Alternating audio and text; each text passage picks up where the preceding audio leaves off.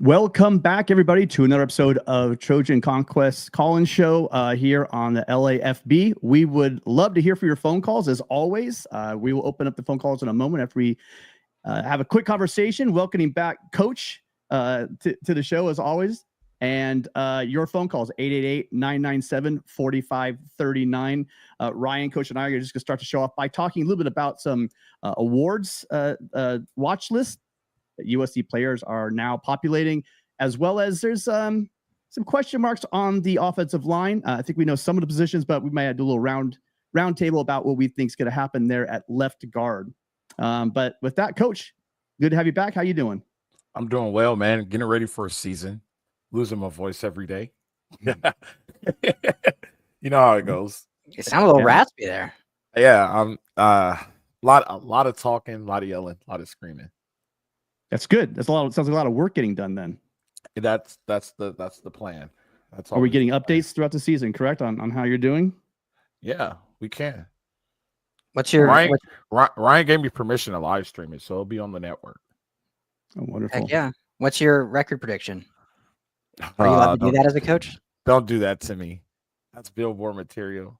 We I'll be honest, we have the potential to go 6-4. Okay. We have the opportunity to sneak somebody. We could go 7-3, but the way the playoffs go, we don't have the depth to be higher than Division 9. If we get lower than Division 9, we can make a good run, and we could probably win in anything lower than Division 9. But if we're higher than 6A on the state championship run, we don't have that depth to go higher than 6A. So we want to be 6A and below our state championship, and we want to be at least B9 and lower if we go on the playoff run. Anything higher will be we just don't have the depth right now. Yeah. Hey, Pasadena High School won like 3 games last year and won their division in the playoffs. Really? See, yeah. That's what I'm saying. So we just need the depth. They got into the dance with like 3 wins and then ended up going on a run and winning the whole thing. So the whole CIF model, I'm now into recruiting more, so I'm trying to understand it. It still like confuses the heck out of me just because there's so many damn teams. I just don't know how they do it. Like it doesn't make sense to me. Like, is it based on number of students? I know it's based off of rankings and things like that, but like let's say I do go undefeated. Are you going to put me in the open division? I have to play Mater Dei, right? I don't have enough people against Mater Dei. I don't pay my kids to go to my school and cheat and break CIF rules. So like, are you going to put me against Mater Dei? Like that. I mean, those are the questions. Like, but I'm trying to figure out. That's like my biggest task is trying to figure out how to do it and position myself in the right spot to get where I want to get to give these kids a chance. So we'll see. We got what, 2 weeks, 3 weeks? Yeah. Almost we'll here, be ready to go. It's gonna be great. Can't wait. We'll be there. Well, let's just jump into it. Ryan, we were just talking off air about the fact that one of our very talented receivers was nominated for a watch list of Blitnikoff Award, and one was not. Yeah. Any thoughts? I guess throwing to you. You got real quiet, Ryan. Like, yeah. I didn't know if you were asking me. Yeah. Well, yeah. So Mekhi Lemon nominated. I don't think that's a surprise whatsoever. I think all of us here think he's one of the most talented receivers in the Big Ten. Obviously, there's been a lot of talk about he could end up being one of the top receivers in the NFL draft if he decides to go after this year. Obviously, he still has eligibility, but if he kind of has that prowess, you'd probably see him go to the draft. So no surprise there. Led the team last year with 52 catches, 754 yards, something like that. 3 touchdowns, also a kick return guy. He's going to be probably in the running for the Paul Hornung Award as well, which is like the most versatile player in college football. So no surprise at all. To me, though, not having Jacoby Lane nominated is a bit shocking. You could argue, I guess, the consistency a little bit, but the dude had led the Big Ten with 12 touchdowns. I mean, that to me warrants a nomination when you look at 30 plus players who are nominated for the Blitnikoff. And for those who don't know, it's all any player that catches a football. So there's some running backs, some tight ends. Obviously, it's mostly a wide receiver award. But you see some of these other schools that got 2, some even got 3 guys nominated, and to not have Lane as one of those when he's probably considered at minimum a top 15 receiver in the Big Ten. Most would put him top 10. That's a little shocking to me, but I know Coach has something to say about that. You hit it. He's not consistent. You know what I mean? Like, we expected this big year from Jacoby Lane last year, right? This was just coming out, and everybody was expecting Jacoby Lane to be the guy.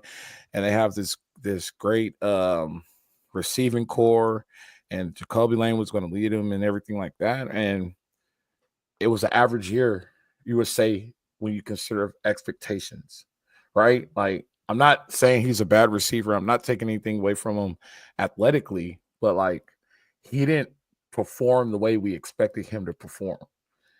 But you know, in a way though, he came on strong, right, Coach? And you as a coach know, like he was coming into that second season. There were a lot of veteran guys ahead of him, and you're right, he was kind of quiet early the season.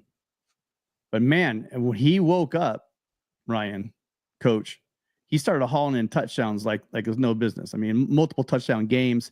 No one can deny that catch radius. And I really like seeing in the bowl game, him getting that ball out in space and showing we can do, you know, with some yak play. And I'm shocked like you, Ryan.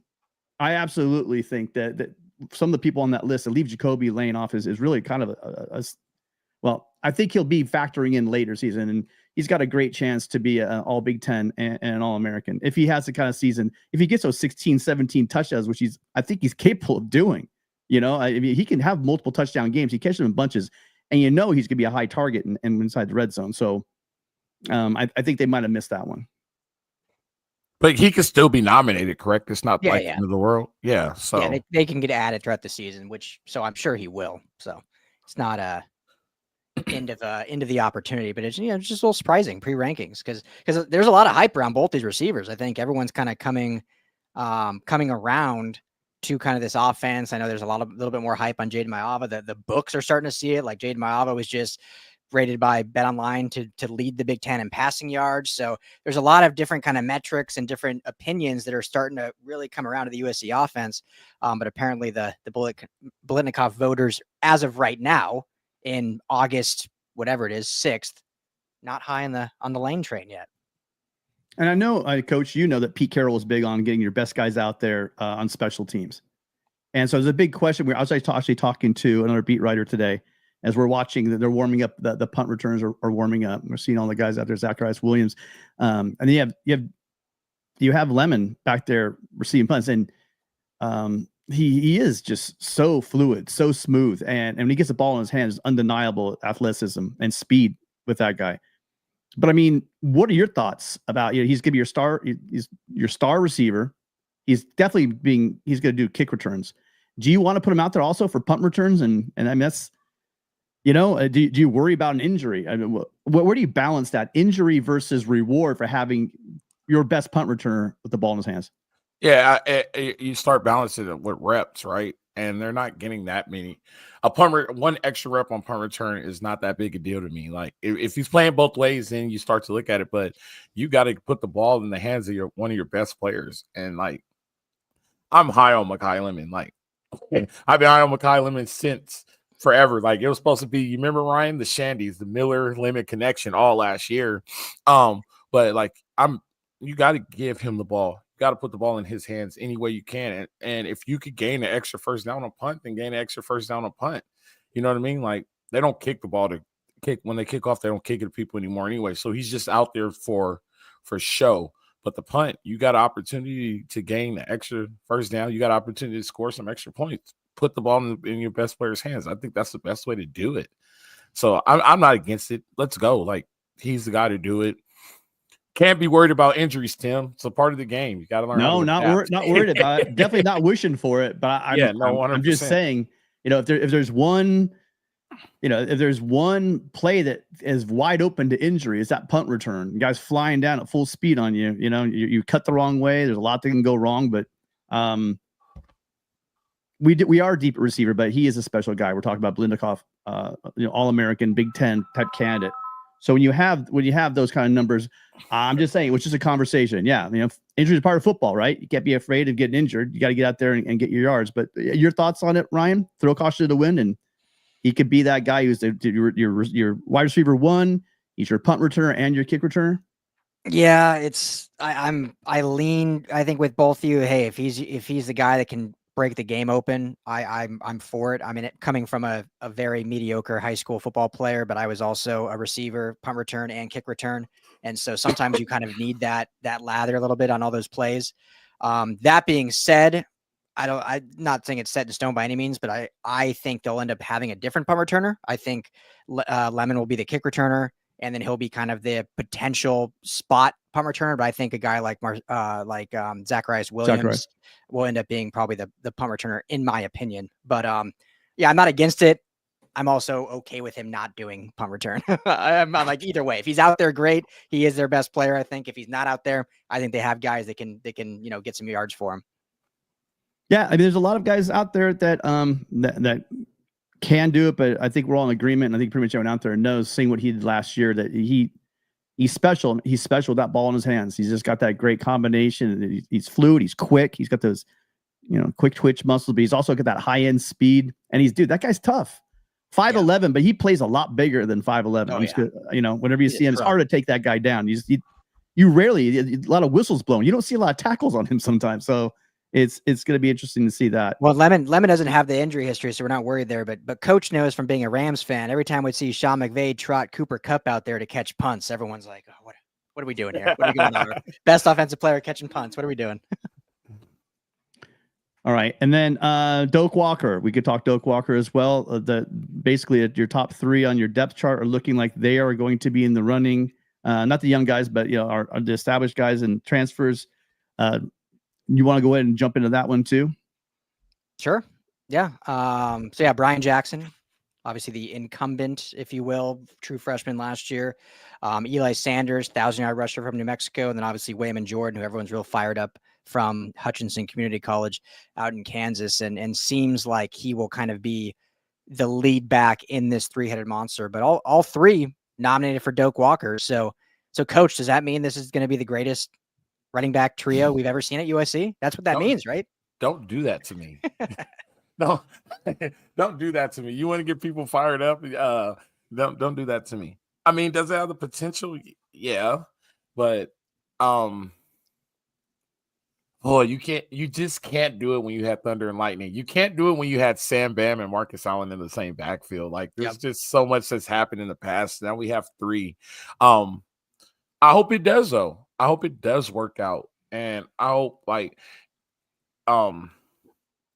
it's just so crazy because I thought he was going to leave. I thought Brian Jackson was going to leave because I was a big Brian Jackson guy. He's still young, though, and he's not the lead horse yet. But I mean, he has older guys in front of him. I think one more year he will be the lead guy, and he's already on the Doak Walker list. I'm not a stat guy, but how many yards he run for last year? It wasn't crazy. Yeah, it was 190, I think. I mean, he was just getting some run at the end of the season. Yeah, he got limited touches. Yeah, right. But he's the downhill power guy, and you started to see Riley started to run a lot of GT stuff and a lot of gap scheme, and I think that's the guy that's going to do it. If he starts running the ball, I think it changes a lot, and I think the game is going back to running the ball because of the numbers that you're getting in the box. So I'm interested to see what he's going to do with this. Mm-hmm. I'm interested to see what he's going to do with this because now we know how the game is with college football.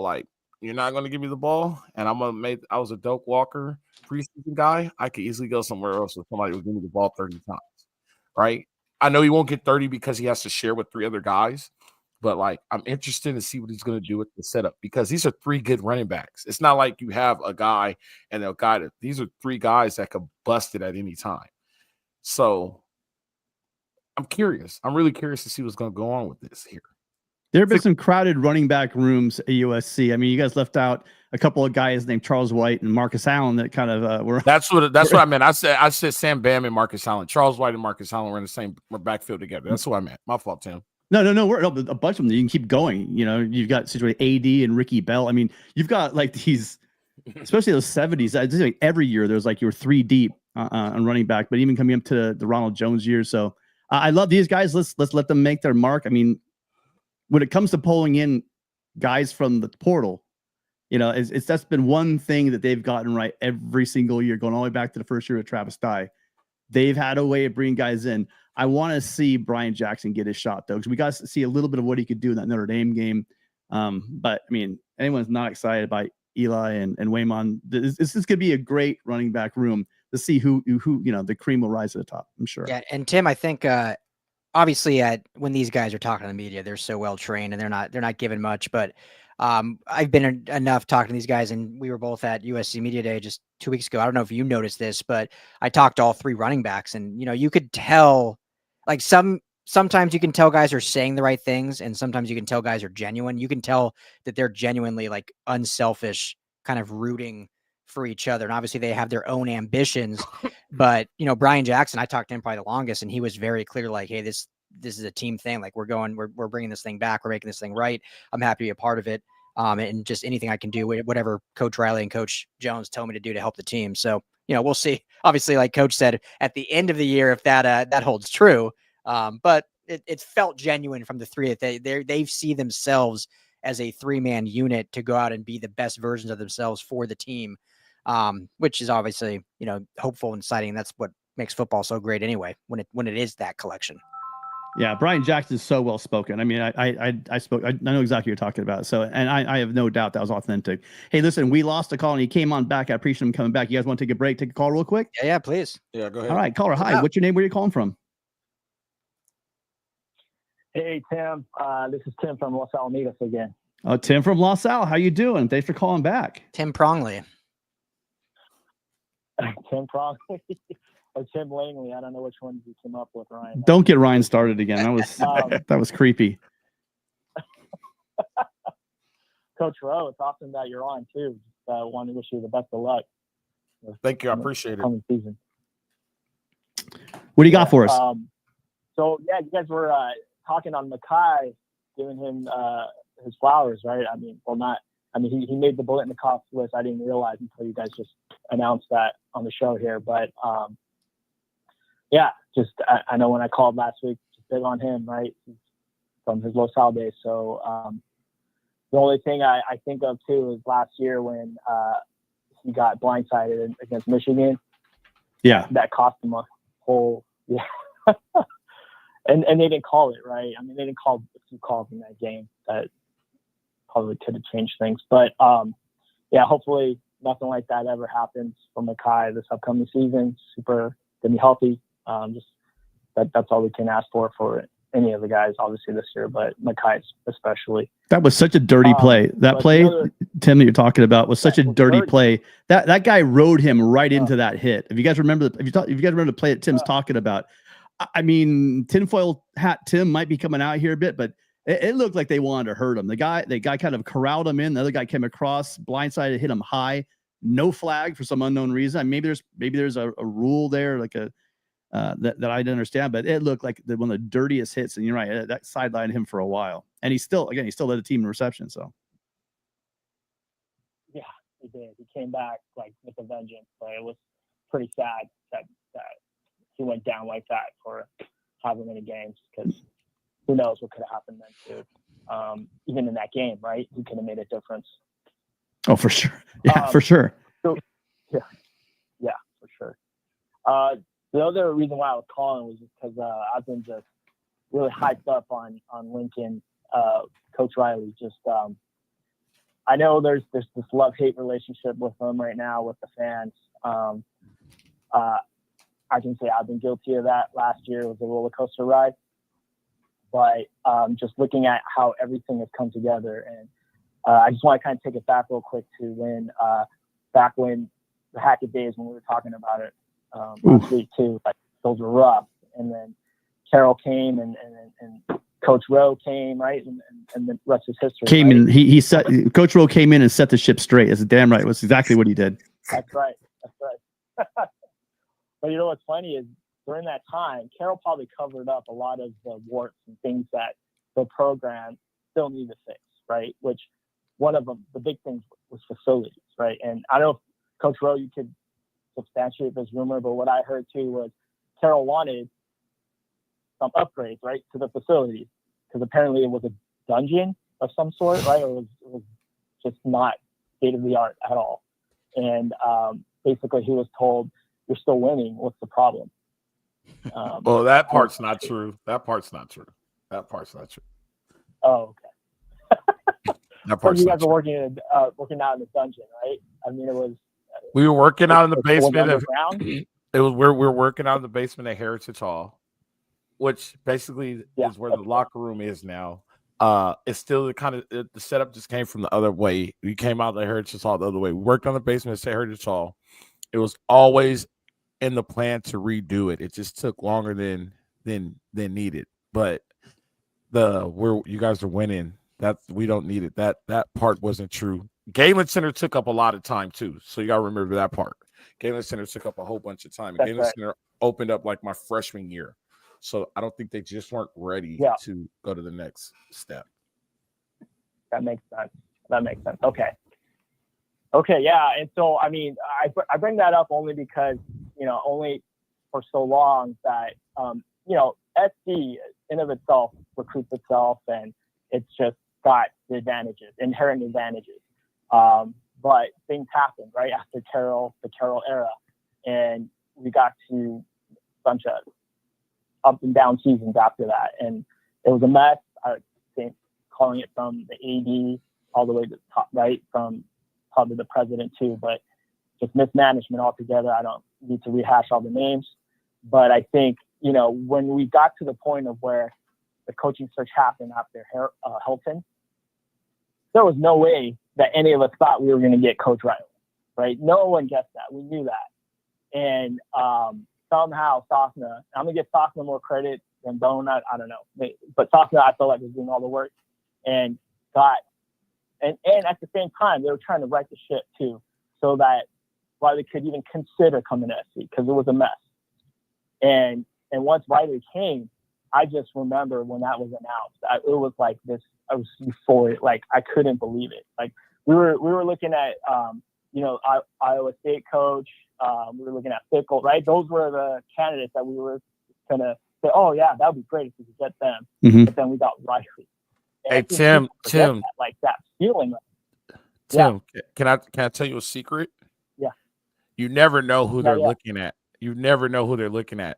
All the talking heads have a bunch of guesses, but once they hire the search firm, it goes under lock and key, and whoever matches in the search firm, that's who they go. So they were probably looking at Riley the whole time because he matched the criteria in the search firm. That's why they offered him all that money, and he got on the plane right away.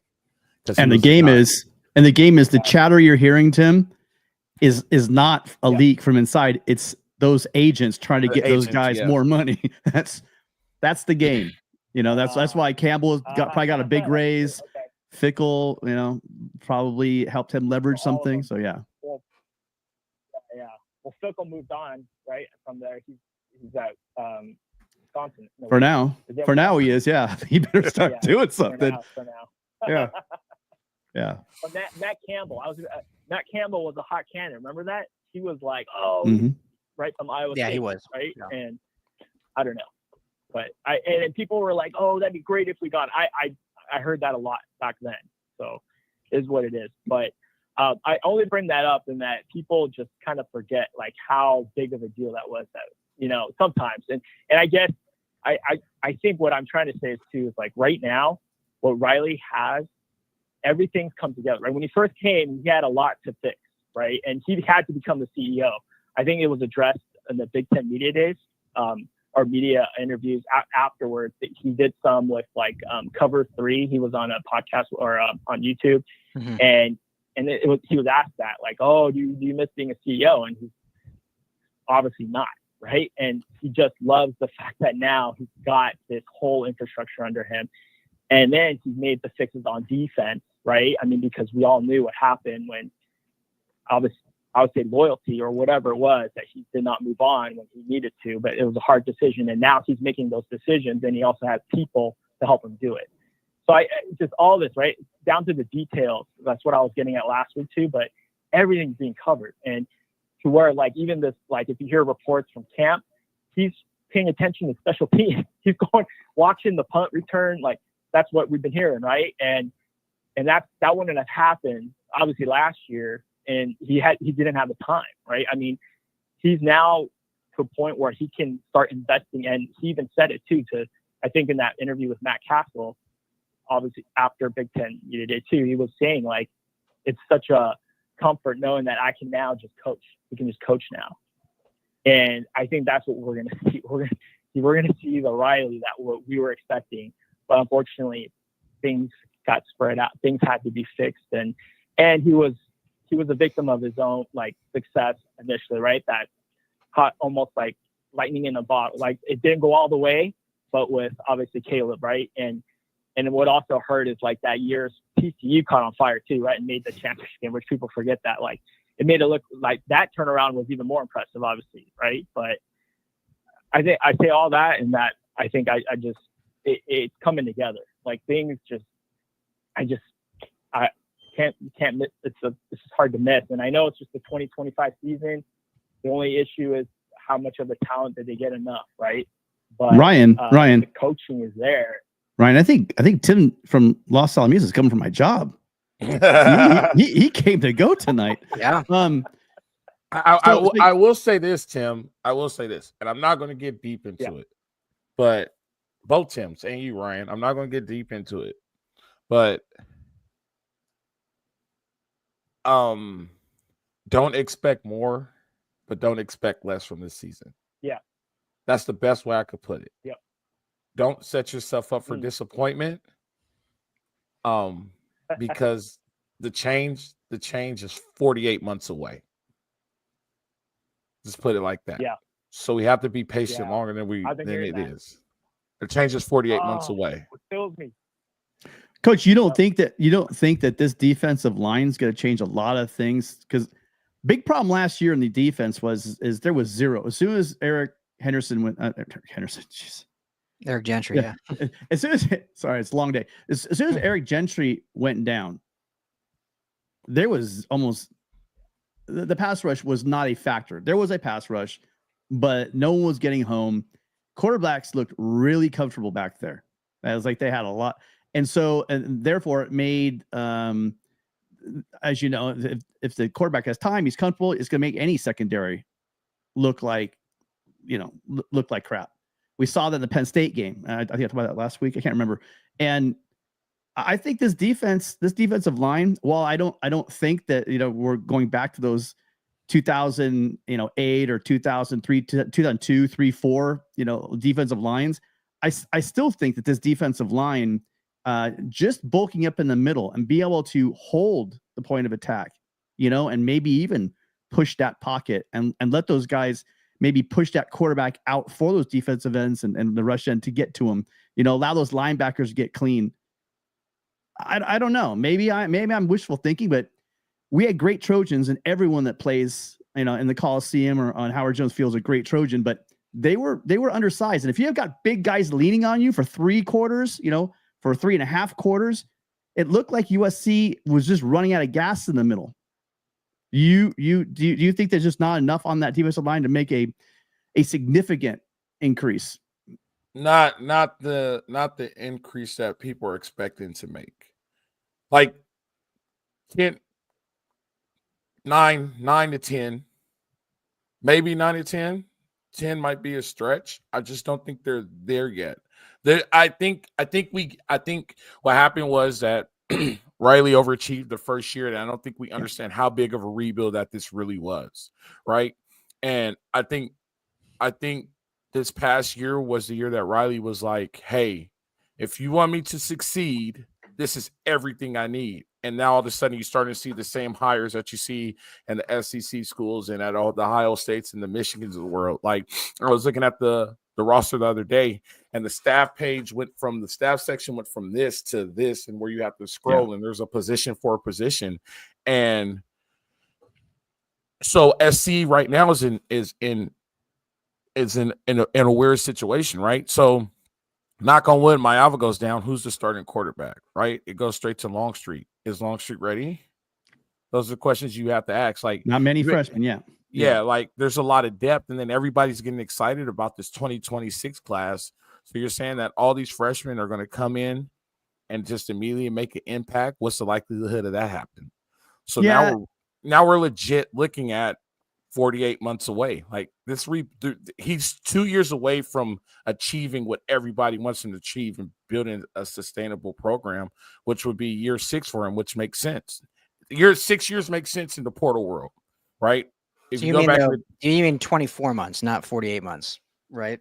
I said 48. I'm sorry. It's been a long day. So like You're 4 right. years from now, we're really getting low In expectations. 48 months, Eric Henderson's going to go down. No, we'll get this. You're right, Ryan. Thank 2 you, years. man. Yeah, I got Thank you. I got you. 24 months. We're 24 I months knew what away. you meant. Yeah, we're 24 months away. 24 months away. Tim, Yes. we're stacking up on the calls. But I'm with you. I'm a little more bullish, Coach, but I'm going to take your trained eye over my untrained. So we'll just go with that. And I'm not. Let me say this, Tim. I'm not saying that it's. I'm not saying that it's going to be like a 6-win season. You know what I mean? But like college football playoff is out kicking our covers this year. We'll be in the top of the conference and a competitor, but we're just not there yet, and we still need to build that depth. I got you. Well, listen, great call, Tim. Appreciate you calling for a second time. Make sure you call in next week. We'll do 3 in a row. All right. Thanks for being here. Tim Prongley, everyone. Good call, man.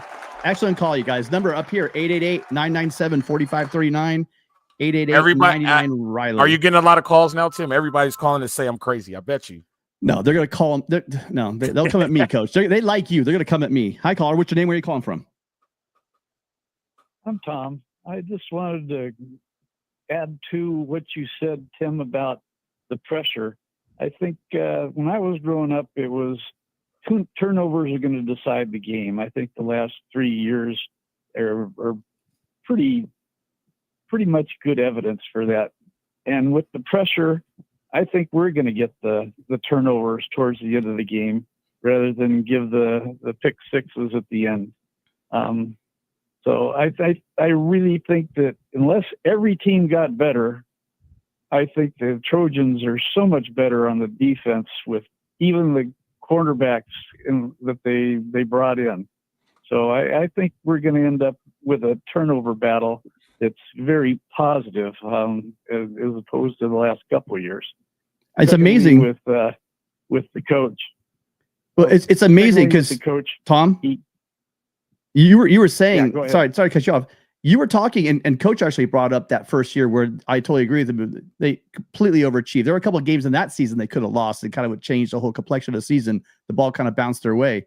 But when you have Tuli Tuipulotu, right, and you have Mekhi Blackman, a lockdown half the field, and then you got Tuli Tuipulotu just causing havoc and just in the nightmares of every quarterback that he was going up against in college. That helps. And then when that line went away, it kind of hurt. But see, that's what you get. They were calling it turnover luck, which you need a little bit of luck, right, Coach Ryan? You need a little bit of luck and tap. All you need is a little bit of luck. Yep. But you kind of cause it too by, again, terrifying the quarterback, making him anticipate throws. He knows he's got rid of the ball early. If you get rid of the ball early, he's anticipating where you're going to be. That's why that allows your safety to walk right in front of a lot of those balls. So getting that pressure on helps the secondary, and then they eat, and then all of a sudden, that's how that defense couldn't stop a lick. I mean, you remember at the end of that game, the UCLA game, when they got the ball back, everyone's going, okay, this one's over. We know how this one's going to end. We saw enough of that, but you had some late minute heroics with the turnover to seal the victory. I think this defense of the pass rush might be able to do that. And they need to. Let me ask you guys this question. You guys know this stuff better than me. How many people are coming back on the defensive line? Coming back on the defensive line. Just off the top of your head. Well, 3 starters. Yeah. And 2 transfers. Say it again, Ryan. Like 3 starters and 2 transfers. Okay. So here's the deal. Lucas, So here's the deal. And this Mountain and Devin Tompkins, yeah. This is the piece that everybody forgets. Yeah. And I had this conversation the other day. And this is what we use. We'll use Poly and Mater Dei as an example. Right? Poly and Mater Dei starters are here. Squared up. Poly and Mater Dei starters are here. They're level. Once a starter gets injured from Poly, a Poly's backup is here and a Mater Dei's backup is here. everybody forgets about the depth piece, and everybody forgets about the part that you don't plan for in football, and everybody forgets about the injury aspect of it. That's why I say that, like, depth-wise, we're just not there yet, and we're 24 months away with this class that's coming in. But that's where I'm bullish. That's what I'm saying. I'm bullish because I think we are. I think a defensive line might be one of our deepest position groups. Yeah, just because it's deep doesn't mean that it's good. You're getting excited about size and weight, but you have to play. We got excited about size and weight last year, so are we gonna do the same dance as we did last year? Well, I do think we have a lot of talent. I mean, if you put any credence to the star rankings, which I don't believe the star rankings, but I like to call them blue chips because I think what's the difference between a 5 and a high 4-star or a low 5-star? That stuff gets all confusing for me. I just think it's kind of silly at some point. But no, I mean, you have Cam Fountain, who now is older. I mean, he's not having that freshman weight on. He's a bigger guy. And then you have Anthony Lucas. Braylon Shelby's a junior this year. We do have some depth, and then the young guys. So I think that they will find a very solid rotation on the defensive line, coach. I think that they may surprise you. That's all I'm gonna say is they may surprise you because I think that and I'm here for it. I'm here for it. If they go, I'm gonna go. You should have saw me last year when we beat LSU. If they go, I'm gonna go. I should say this. I kind of realize it now that the rebuild was bigger than we thought. And Jen Cohen is starting to become a really good hire. You know what I mean? Like, I'm starting to see, like, she is for football. I just don't think that people understand, like, this was a gravel. This was like a city in distress that just got out of a big war. And this turnaround is bigger than what people thought. That's what I'm saying. I'm just being honest with you. Yeah. The last caller brought up. Oh, sorry. I would just to add, I think, because Coach, I hear what you're saying, but I think when you look at last year's, and if we're sticking with D-line, like last year's depth versus this year, like aside from returners, guys, Devin Tompkins going to make a leap, obviously. Tim, you mentioned Cam Fountain, Anthony Lucas, Braylon Shelby, obviously those are edge guys. Jakeem Stewart's going to have an impact as a true freshman. Carlin Jones is going to have an impact. Jadair Abasari is like on the freak list. But when you just look at the two transfer guys, so last year's two transfer guys, Nate Clifton and Gavin Meyer from Wyoming. Dudes work their butt off, culture guys, locker room guys, but a backup from Vanderbilt and a dude from the Mountain West in Wyoming were our starting D tackles, and Bear Alexander, who was supposed to be. And Bear Alexander, obviously, we know what happened with him. So there's your three defensive starters that you're going up in first year in the Big Ten. Everyone I just listed, plus you add Keyshawn Silver, who's a 4-star from Kentucky, played in the SEC, and Jod Jarrett, who's a redshirt sophomore who weighs 365 and was a 4-star recruit, highly talented. So I just think it's a little bit of a different type of player that transferred this year versus last year. Nothing against Gavin Meyer and Nate Clifton, but I think that the upgrade this year is evident, and there is clearly a lot more depth behind them. Maybe not where it needs to be coached to be a national championship. I don't think anyone thinks that. I think to your point, what you said a few minutes ago, like, if this team wins 9 or 10 games, I think the fan base is ecstatic. I don't think anyone's expecting more than that. You win 9, 10 games, this is a successful season. And I think you can potentially get there with this roster. And those guys, Ryan, were playing injured because Isaiah Rakes, bowed out and did the little U-turn back to the SEC. Yeah. And you talk about with Bear Alexander, because that was supposed to be, those guys are supposed to be, your tackles. And because of, SEC is the SEC, right? They just do what they do. But and then losing Bear, it wasn't even just in each individual game. Like, we saw it in a game in Michigan where those guys, again, undersized, 4 quarters, got exhausted. The defense shut down Michigan in the second half until that long run broke. There were some missed tackles. There was a massive hole got blown up in the middle of that defensive line because they're all gassed.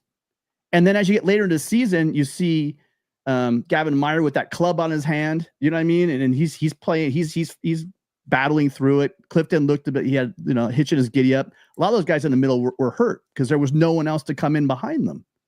This year, not only do they have those guys, but throughout the season, they can spread those reps, around. And so therefore, hopefully they're healthier as you get into late October into November.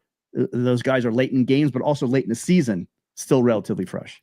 And let me ask you this. With all those guys who are coming back, they all have 2 years left. How much better are they going to be in 24 months? Yeah, a lot better. So I mean, we're not disagreeing. You in 24 Yeah, months. yeah. No, but Team is I think it's gonna out of keep your getting butt. better without a Yeah. doubt. Okay, Yeah. I should say it like this, and I apologize because I didn't clarify, and I haven't been on this in a while. The standard for SC is national championship or bust. Yes. I don't think we're a national championship team. That's why I said 9 to 10 would be a good year for us. In 24 months, we're a national championship team. Yeah. That's what I mean. My worry, coach, in 24 months, we still have Dan Lynn. Now I know and Jennifer Cohen, I trust. I think that she's shown that if we lose someone, she will replace, and Riley, they'll get in there and they'll replace it.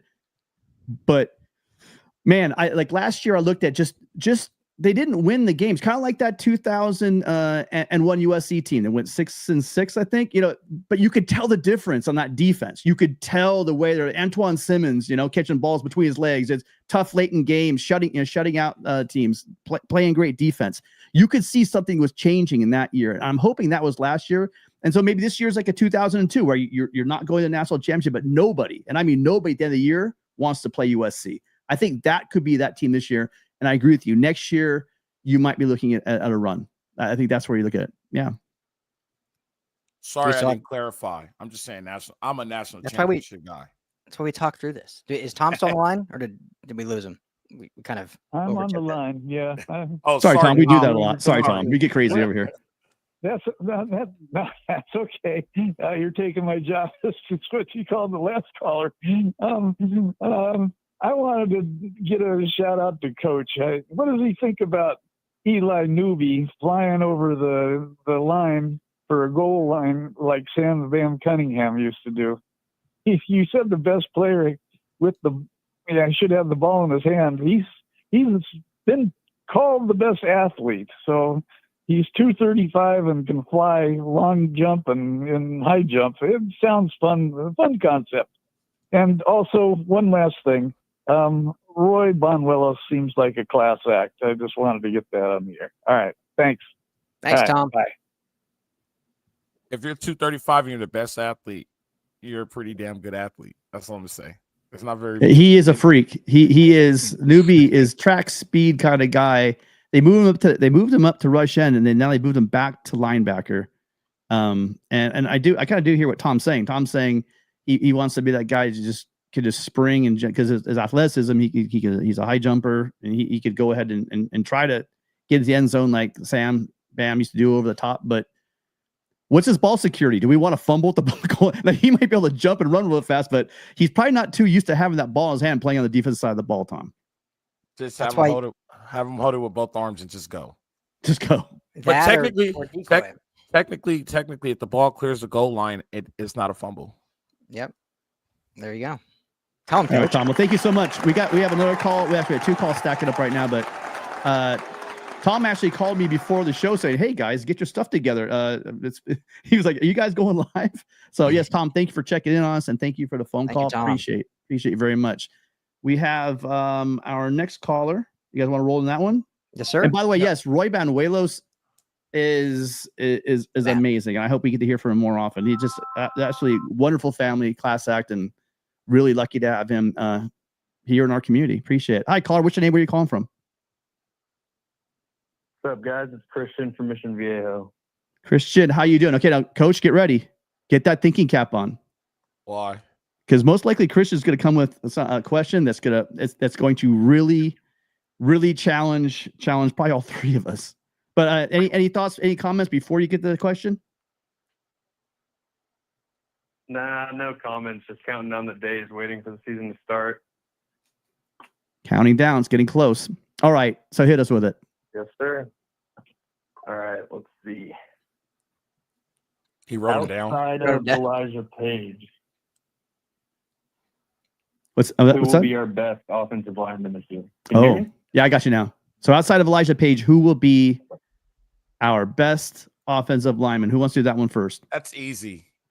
Okay. Coach has got it. 77. Lonnie Noah? You Lonnie Noah, right guard? I've been a big fan of him since he was spotting time as a freshman. I don't even think he'll be back next year. I think he'll have this is his breakout year. Junior year, 3rd year. Lonnie Noah's this is his time. He's been primed for this. I think he's going to be the best one for sure. Interesting. I didn't. Ryan's been knowing this too. I've been a Noah fan for a very long I time. didn't see that coming. I did not see that one coming. Ryan, do you want to go? Because I got a feeling you're going to take mine, but go ahead. Yeah, no, I love Noah. I think Noah has a high ceiling. We'll see. He's getting pushed for that starting spot, surprisingly. But I do think as long as he wins it, he'll have a good year. But no, for me, I think it's John Ray Reed, transfer center. It's the first true center Riley will have here because everyone's scooted over on the line from tackle to guard to center. It seems like every year John Ray has been kind of the general, as his nickname is. You can just see it in practice, that the command he has, the leadership he has, and just the build he has to play center. So I love, and I don't want to name everyone, Tim, because maybe you have someone else, but I love Tobias Raymond. I love some of those guys, but You're I doing think it this season specifically, I think John Ray Reed will be your top offensive lineman. I think he's probably the most important piece, obviously, being center. I definitely see that. But if you want to say who, so Tobias Raymond keeps getting lots of praise from Hansen for being a technician, just technically sound, just really clean. And there is no denying when you watch him on the field, he looks like a USC tackle. And we know throughout history, those guys that look like USC tackle that aren't just big, but they can move, and he's a technician. That's a good combination, size and technically sound. He's got a lot of good feet. But I think the best feet on the team for the size and tackle, outside, because you said we can't do Page. Watch out for Justin Tuanu. He came in the bowl game and played amazing. Mm-hmm. And I think it's going to come down to those two guys. And I think both of them, their upside. I mean, I think the guys we just named, Page, Raymond, and Tuano, I think that, Page and Raymond, I think that they could be NFL tackles. So, so my second, I'm going to go with, it's a toss up, but I'm going Tobias Raymond. What do you got, Christian? I have Justin. Okay. I don't think you go wrong with either one, to be honest with you. Mm-hmm. Did you base it on just what you've seen on the field, correct? Is that what you're saying? Yeah, I mean, a lot of it is just how he stepped in during the bowl game, and just hearing buzz about him getting rotation at tackle and at guard. I mean, I think that opens up the door a little bit for him to get more action. So I would say him. I'm high on him. Yeah, I think that you can go with any of the names we have. See, this is where it's a good thing. It's a good thing to have, is we have three guys on here. And we just picked four different people pretty much. So that shows you the strength of this line and the size of this line. I think that especially the left side, because we don't know. I mean, we want Micah because he's my guy. I'm sorry. I've been a Micah guy since when Micah first got here. He was injured last year at left guard, but if Tobias Raymond moves in there to left guard, or Justin Tuanu, like you say, one of those guys slides in to guard, I think that they absolutely could do that. I don't know if they'd stay on the right and they'd bump over Alani Noah, but I don't know why you'd move Alani Noah. So I honestly like the fact that we all pick different guys. Yeah. The question is, they're talented, but the question is, how will they play together? Because that's really what it comes down to. We saw too many missed assignments. We saw too many mental screw ups on plays. It wasn't physical beats. A lot of times when I saw it, just looked like they were mental errors. And hopefully these guys having another year of experience, the young guys we're talking about, hopefully that gets cleaned up a little bit. Yeah, well, correct me if I'm wrong, Tim, but in that Michigan game when Elijah Page they say it was cramps, but when he got benched in the second half, it was Raymond that came in for him at tackle, right? Yeah. Did well. Coming raw off the bench against Michigan. I mean, coming raw in the big house. Yeah. It's not the best way to start your career, but he did, again, he did a good job. Yeah. I told you, especially against those guys that he was going up against. So yeah, I mean, that's why I'm confident. I'm confident that both of those, whoever's at tackle, I think the other one, I think the other one might move over to left guard, and then Mike and he will be battling it out. If Mike can get that strength back, if he can get to where he needs to be, I like Micah's chances there. But man, these are all really talented guys, and it's a great problem to have. Swing linemen are the best linemen to have, just to let you know. And especially if you have a guard center swing, you're set. Yeah. Oh yeah. Agreed. Anything else, Christian? Do you have another one for us? I mean, I got a bunch, but how many calls are stacked up? we've got another call behind you, but you're good for 2 questions. Give us your best one. Give us your Okay. best one. Best one. Let's see. I mean, I think this one can go either way. Who do you think is going to lead the team in yards per reception? Yards per reception. Okay. Timmy. That's gonna be Lemon, in my opinion. Although, but here's the thing, though. Hang on. You don't need a hat. There's no minimum catches. Yeah. Okay. No minimum. Oh. Yards per. Yep. Then that's tough because you don't really know how they're using them. You have an idea, but you don't really know who's going to be the screen guy. I'll throw a wild card. Could be DJ Jordan, maybe. I'll throw a wild card. I'm going to throw Zacharias Williams out there, transfer, Cali kid from Utah. I don't know. I think he's gonna kind of play that Zach Branch role a little bit that everyone wanted Zach Branch to be. I think so. That'll be my wild card. He's a big guy. I was trying to think of a burner, but yeah, that's a good one. I'm gonna stick with DJ Jordan. I think he's about maybe like 15 catches, and a lot of them are just taking the top off the ball. There you go. That's mine. Coach, you got one? I'm thinking because he got me with yards per, right? Like, yep. Yeah. So think of that. I'm going with the guy that I think is going to be, you know what I mean? Going to test the long ball and probably not get a whole lot of catches underneath that are going to bring that thing down. Yeah. See, I'm going with the who's going to be his bubble screen guy that gets like 4 yards a catch, and those guys get the ball at least 8 times in the first quarter. Yeah, but that would hurt their yards per catch average. If they get 4 yards a catch, you want to get 4 yards a catch in a bubble screen. That's positive yards. Okay. Oh, but yeah, your leading guy is going to be in like the 17, 18, 19 yards per catch.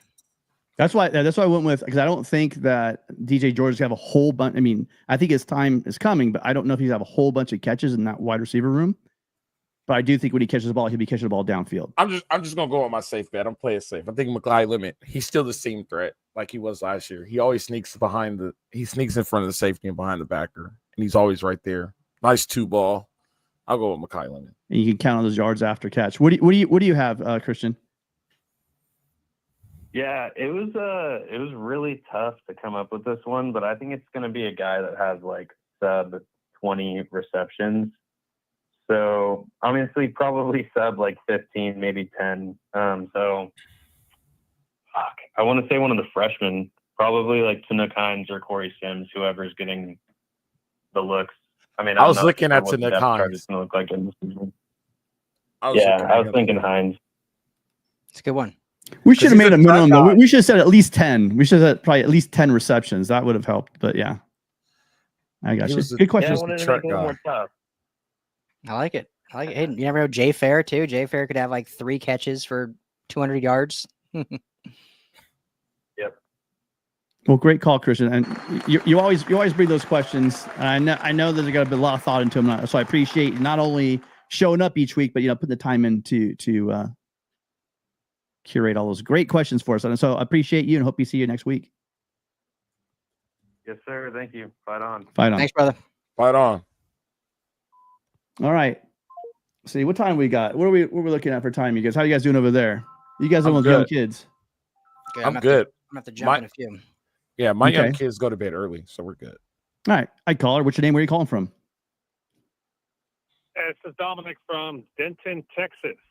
Hi, Dominic. Thanks for calling in. What's on your mind? Am I on? Are you? Yeah, you're live. Let's go. What do you got? Okay, I'm sorry, guys. No, don't be sorry. Hey, my first thing is Mackay Lemon. That guy is easily the best player on the team. I love watching him play. That guy is such a pro at his young age. And the gentleman who said 24 months away, he's right, because the problem I've had with this program over the last decade is defensive tackles. Those guys run the team. Everybody eats off of them. If I'm starting a team, I'm getting as many of those guys as I can. Defensive tackles. Mm-hmm. Yeah, we hear about Braylon Shelby and Cam Fountain, I believe the name.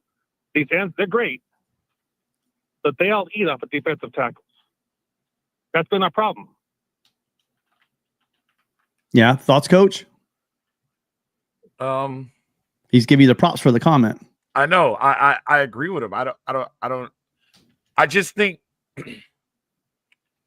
he's right. I will say this. And I think there's a lot of confusion. I think there's a lot of hype around the 26th class being number one. And I think they're expecting the 26th class being number one. They're expecting national championship. That's just how I'm seeing it. Right. And in order for that 26th class to finally be good, they're 24 months away, like freshman year, sophomore year, then we'll start to see tastes of it. I just don't think we're a national championship team yet. I'm ready for another one. I just don't think we're quite there yet. I know they got the transfers, but then, so here's my theory behind it. It takes a year to learn a system, right? It takes a year to learn a system. It takes 2 years to be really good at it. It takes 3 to perfect it. It completely slows down. It becomes second nature, and you automatically know what to do. That's the problem I have with the transfer renter player thing that we were doing for a while. But I will say this: he took younger guys this year. I'm okay with younger guys because they've already been in college, and you get them for the 3 to 2 years to understand and learn the system. So I say we're good there. And if you look at the recruiting class, if I'm not wrong, and Ryan, correct me if I'm wrong, a lot of them guys are up front, right? If I'm not at 26 class, a lot of those guys are up front. Mm-hmm. So it takes a year to learn, 2 years to 2 years to get good at it. So then now those other guys are either going to be on their way. They're either going to be gone, so they have to play fast, or they're going to be on their way out. Now you got the depth where everybody is flowing on the same system. So he's 100% right. Like those guys are going to be good. Just not right now. Good for me is national championship top 10 ranking. Right now, we're just a football team. Like, you know what I mean? Like, I want to get to the point to where it's like, how long will it take us to get to number one? We're not even ranked this year going into any polls. So, like, we have a long way to go. Yeah, you can be 320 pounds coming out of high school and look like you're ready for the NFL, but you don't have that.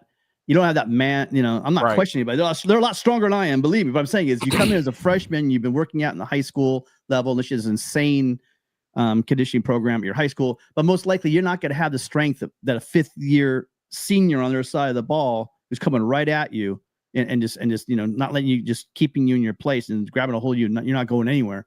Is going to and push you back. That's the problem. It's not just about being big. And those guys, if you look at the guys they have coming in, I mean, with Wingfield and who are the other big guys, because there's a lot of tackles that are coming in as well as guys on the outside. So I like the sizes coming in. No, but I get it. But I think that Tupui's good. I think Tupui's could be. I think Tupui's might be the guy that might be the exception to that rule. I think you'd see him playing strong because that guy is strong as hell. But in general, you're big enough, but you're probably not strong enough to start right away. And I get it with the with recruiting. Of course, we need receivers, quarterbacks, running backs. But that with and plus we're relying on too many transfers. You can't build a program with transfers. There's just too many, and that's the thing that we're missing. I always watch the defensive tackles. I sound like I'm in love with those guys, but I love what those guys make the team go. The defensive tackles. I watch them. I watch the guys. We've had them. I'm not knocking them. They play hard. They're Trojans. I love them. But man, you get those tackles in there, and they require double teams. Everybody's gonna be flying to the ball. It's really easy to me. It's easy.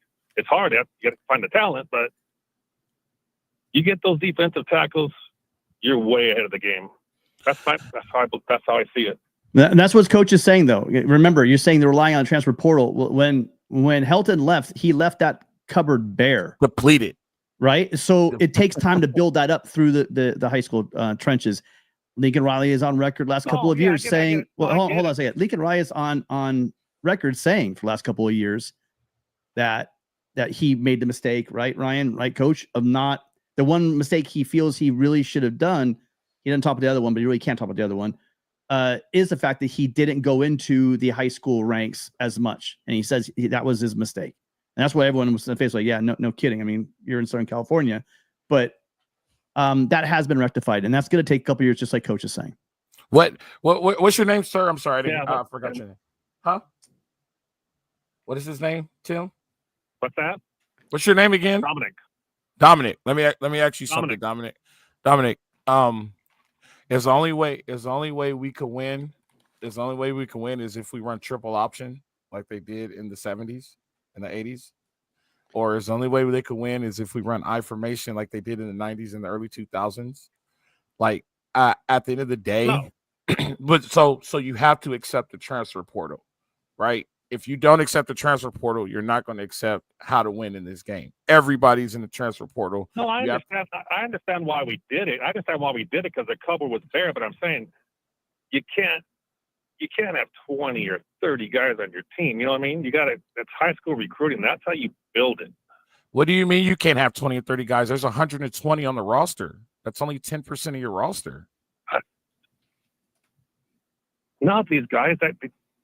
Just to me, these guys that come in, I guess you're hoping one of them hits a home run, but not at all. I understand why they're doing it,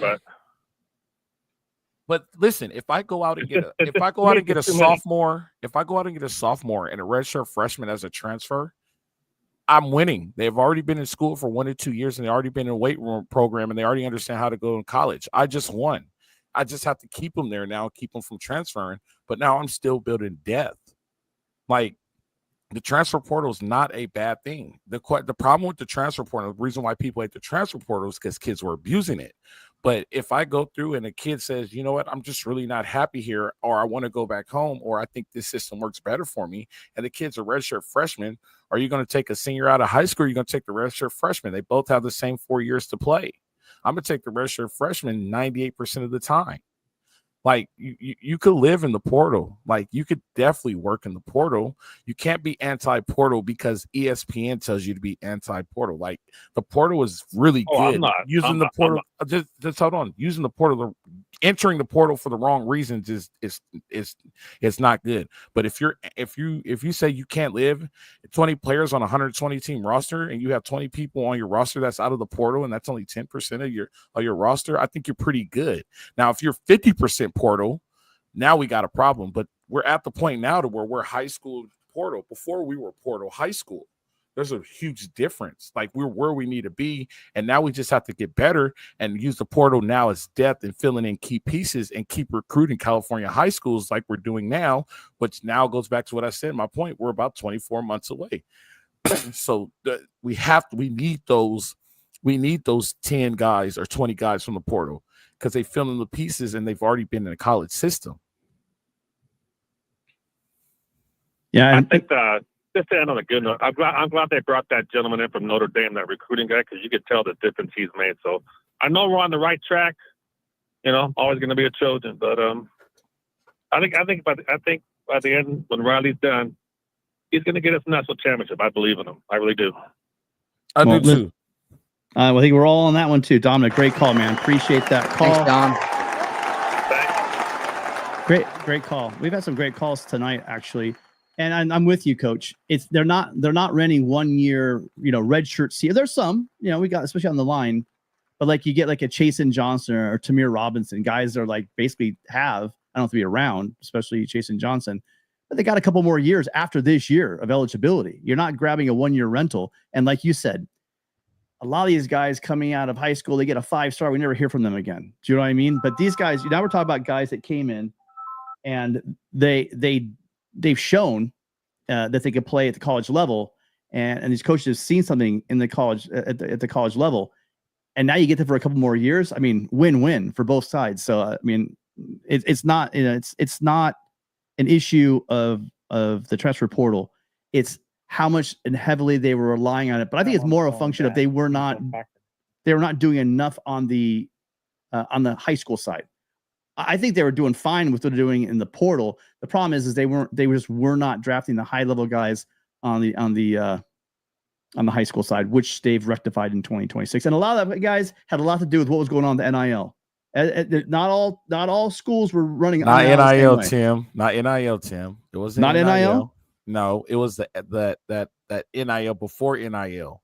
That's what had a lot to do with that it. too. That helped the SEC. Hypothetically, like, for instance, for an example, the SEC to do very well with their own version of NIL. But I mean, USC it's well documented. USC had one arm behind their backs, the fact that they weren't offering NIL till guys got onto the campus. And some schools were a lot more aggressive with their NIL. I don't know what's the word, inducements that they're giving guys in high school before they even stepped on campus that helped them lock up some of these big names that USC missed out on. But let's do one more call for tonight. Yeah, let's do one more. I gotta jump. So bye, Ryan. I can do one more with you, Tim. Yeah. Love you all. Fight on. Thank you guys. Great show. Right. I'll talk to you guys all soon. I gotta jump. Fight on, Ryan. All right, so we'll grab the last one. Hi, caller. What's your name? Where are you calling from? Yeah, this is Kev from Orange County. Okay. Love your guys' show. Listen to you all the time, like your new hour, your new time, all that stuff. But I got a big question. You guys have been talking a lot about portal and transfer, and I think to me this is really, the real proof in the pudding. The first 2 years of Riley, to start the Caleb Williams years, if you will. This is really the proving point to build his cupboard of recruitment, and especially the hotbed of SoCal. I'm gonna ask that question, and I'll get up and answer you guys offline. Do we have anybody, true freshman, that you can see making the field this season? And if so, do you see any visible impact? Thanks, guys. Great show. All right, good question. Coach, you want to go first, or you want me to go first? You go ahead. All right. So as far as Tim, let me give this disclaimer though. Let me give this disclaimer, because I think I'm not a roster guy and numbers guy. You know what I mean? I know the players and things like that, but I'm more the X's and those schemes and what I see from a game. So I just want to give that disclaimer to the people who watch. But I do know the roster. I do know what's going on. I'm gonna go with the obvious, but I haven't seen any reports if he's playing or not. So you could go first, but I'm gonna go with the obvious. Go ahead. Okay. So I don't want to take your obvious, but I think if everyone's Jakeem Stewart is probably the person that's gotten the most publicity of the true freshman coming in that's going to see his way into rotation, because one big reason is I think they're going to rotate the heck out of that defensive line. So, and the fact that he's versatile, he could play probably the 3-tech. He could probably, be your rush end. He could do by both. So I see him, most likely going to get on the field. And he definitely could make an impact. He's that quality of a guy. He didn't play a lot of high school ball, but he has all the physical tools, and just does things that most young men his age can't do. I'd say probably another person might be Alex Graham, the guy that was a late ad that we brought in. You can see him. He doesn't look like a freshman coming in. He's a big dude. So that's probably a second guy on the list that I would throw in there. Any help? You want to give me any help, Coach? You stole mine. I do have a diamond in the rough because I like him, but he didn't have a lot of. Is it you gonna say Floyd Bicard? Nope. I don't know where he is in camp, but I'm a big Gus Cordova fan. Yeah, where he is, but if he gets rotation and he plays, he's going to make a difference. I'm a big Gus Cordova fan, and I'm a big Tanuk Himes fan. I think those are the two. Did he just say D-line, or he said just freshman play? No, overall. I mean, yeah. I mean, I can see a lot of those young receivers getting in, because the cool part about, remember now they'll change the rule in redshirt. These guys are going to play 4 games. They're going to get them into 4 games. I was kind of taking it as like maybe a guy's in the actual regular rotation. But I agree. I think Tanuk Himes is awesome, but there's a lot of receivers. I think Tanuk's going to do a good job. Corey Sims, the kid from, I said again, the young man from St. Louis, true freshman. That guy's impressive. Big guy, great hands. I'd like to see that. I'd like to think that he's probably going to have a big role. But we brought in guys like Prince Strawn. We have a lot of big receivers that is going to fight for positions, fight for playing time, and fight for a ball. So I think that those ones I named earlier, because I think that they're going to get on the field and get some some regular reps, not just get in for their 4 games. I think those might be. You guys, if you guys in the chat help me out, because I might, we don't have Ryan here. If you want to throw yours in there. Ryan would have threw about 16 off by now. Yeah. Well, I mean, there's a lot of guys that are solid, but I'm just wondering. Yeah, I'm just wondering, who's gonna get in there. Oh, here you go. So Gabe's going with Alex Graham as well. He's big on Alex Graham for sure. That's somebody likes Jay Fair, but he's not he's not a freshman. Oh, yeah, that's right. But it's a great question, Kevin. I'm going with that. I'd say in order, you're probably gonna have Jakeem Stewart. I think he's good. He's just too good as a freshman to keep off the field. So I think you're gonna see him playing a lot. I think Floyd Boucard is getting a lot. He's on the coaches in the comments. The players are talking about him. I've seen him. I saw his high school tape. He's just, coach, you gotta see his get off. He just boom. He's just like a shot of a cannon, and he's hard to get. He's hard to stop. So I see him pushing. Big Gus. He could definitely be that guy. But that's what I'm sticking with. I'm sticking with in that order. I'd say in order, I'm going with Jakeem Stewart. Then I'm going to say Alex Graham, and then probably Floyd Boucard. Those are my 3. And you guys, yeah, coach. No, you could finish. I was going to say, you guys, let me know in the chat. And also, if you guys are watching this on replay, let us know in the comments. Let us know who the impact freshmen are going to be, because as always, there'll probably be a name I've been some guys just going to pop out of nowhere. So we'll see. I like Big Gus. I'm just saying, I think Big Gus will work his way in there. I love his film. He when he was like the first one to commit in his class, he was like, what, a 3-star or something like that. And we're like, what are they doing? But then when I watched him, I'm like, oh, he's athletic and he can move. Like, I like Gus. I like him. We'll see. Yeah, these star rankings are just absurd. Sometimes I don't even understand them. I really don't. A lot of the USC guys are underrated. A lot of drops that these guys did from the national recruiting services, I don't understand. Like, they're dropping, they haven't done anything. How they drop like 30 spots and they haven't even played a game of their senior year? It's like, let's wait till they start the pads on, not the underwear Olympics they're playing on when they're playing 7-on-7 or whatever these camps they go to. Let's watch how they play in their games. And a guy like Gus Cordova shows it on the field every single time. So big Mo Ison. I'm a big Mo Ison guy. Yeah, definitely. He's all those freshman receivers. You're right. But I mean, are they? But here's I'm trying to say is they're going to get on, all these guys you just named, I think, are going to get on the field. That they're going to get some, especially early on, with the teams we're going to play. So here's the thing that we need to look at, right? So with the roster inspection, with it going to 120 scholarships now, does the travel increase? That's one thing I would like to know, because if the travel increase, if the travel increases from 58, 56, if the travel increases to 60, maybe 64, then those guys have a shot. Well, coach is talking about, you guys, is the travel roster that you're limited to how many guys you can take on the road. You can have everybody on the sidelines for your home games, but on the road, who you can travel with. Yeah, if that increases, I don't know if that increased or not, but if that increases, then they got a shot. Those dudes have a shot. There's so, again, this is why I'm excited. This 25 class and this 26 class, and your 48. Your 24 month. You got me do it now. The 24 months out for this team. I agree. I don't think this year that I think USC is going to be, like I said. By the way, who was that guy? There is a call-in. This guy was like saying to me, I say it every year. I've never said. I literally said that after last year when I saw the defensive improvement. You honestly think I would have talked about our defense 3 years ago? I really don't think so, buddy. But again, I saw that. I saw that one that said that you said that in 2001 or something like that. He says I've been saying that for 3 years. No, if you look at that 2001 defense, it was not full. There were some superstars on that team. Don't get me wrong, but they didn't have the Pete just wasn't rolling yet. It was kind of Hackett left Pete a lot more guys than Helton left Riley.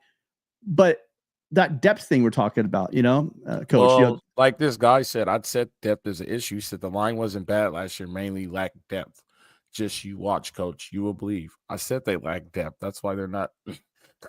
I legit said that. Selective hearing at its finest. That's why I like to chat. Sometimes they just kind of go off the rails a little bit, but I just want to always remind them. That there is a phone number that they could call. Feel free to call. You blocked it. What's that? You blocked it. Well, it's 888-99-RILEY. That's the easiest number in the whole world. Call us, 888-99-RILEY. Give us a call, because I don't know what to say. I mean, some of the comments are great. Some of the comments are odd, but we will take all calls. I think that's it. Last call. If anyone calls in, we'll take it. But otherwise, I think we've done our due diligence, and we're going to get out of here, Coach. Really good having you on again. Now, let them know you're going to be coming around all the time. Yep, I'm back. Football season here. I'll just be honest. I didn't like doing the recruiting thing. I like football. I go back and forth. Like I get burned out on the recruiting. I think it was initially because of just the way it was kind of the way that the letters of intent don't mean anything anymore. Mm-hmm. And then even when you go through spring ball, with Jay Toia, remember he just and rakes.